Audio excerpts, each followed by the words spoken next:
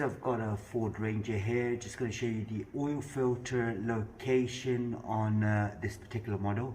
This is a 3.2 auto, and the oil filter location is just under the R2 lining, just right here.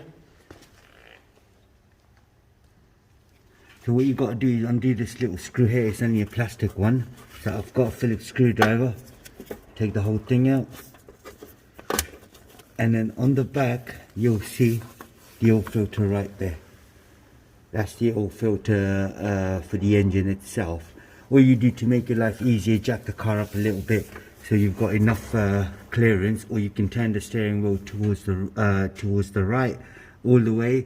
But jacking up would be the best option, and you can either take it out all the way or just face out the way, and then get a socket on there, or an oil filter tool, undo it all the way, take it out, put a new one in, and make sure you remember to put the seal on this oil filter housing as well. That's all you got to do on this one, and that's where it is.